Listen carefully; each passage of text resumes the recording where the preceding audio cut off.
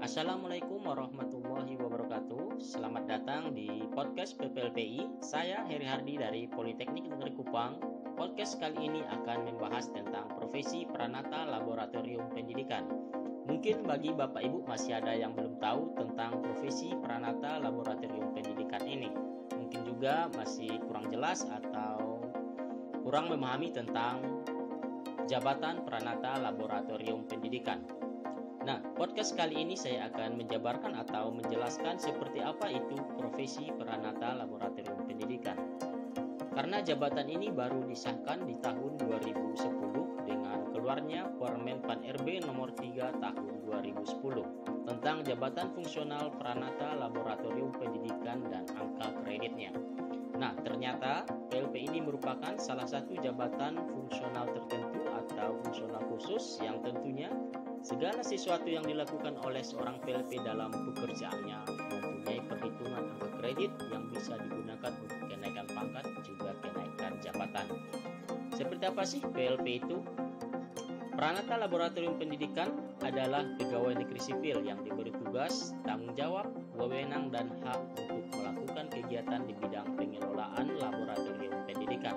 Tentunya jika berbicara tentang pengelolaan laboratorium, kegiatan ini meliputi perencanaan, pengoperasian peralatan dan penggunaan bahan, pemeliharaan atau perawatan peralatan dan bahan, pengevaluasian sistem kerja, dan pengembangan kegiatan laboratorium. Terus, apakah PLP itu hanya satu kategori jabatan?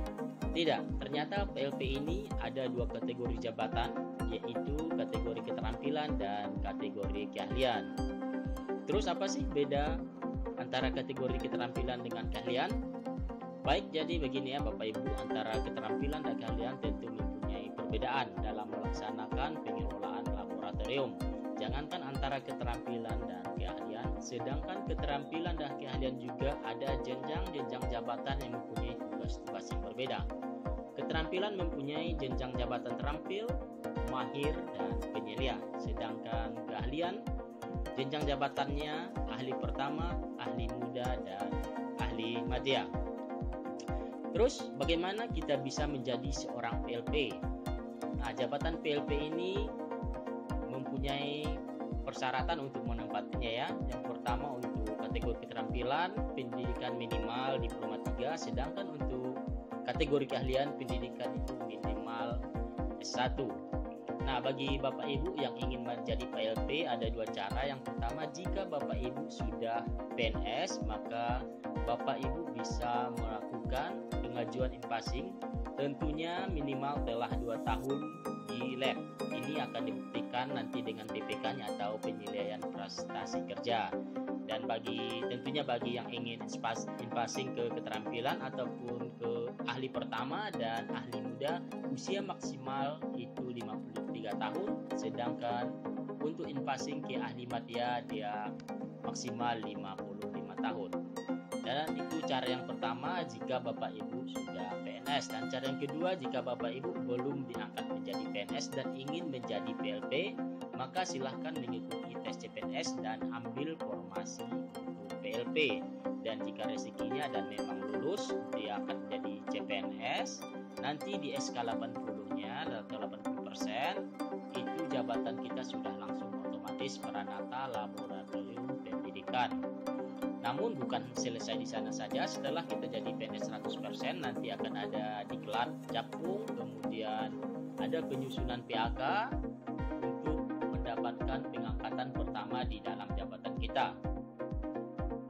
Jadi itu untuk cara bagaimana kita menjadi PLP bagi yang sudah PNS maupun yang belum PNS ya. Baik, demikian podcast singkat tentang profesi PLP, di mana profesi ini merupakan profesi yang sangat strategis karena berkembangnya suatu laboratorium dalam pendidikan tergantung dari pengelolaannya. Dan di sini yang bertugas mengelola itu adalah PLP atau Pranata Laboratorium Pendidikan.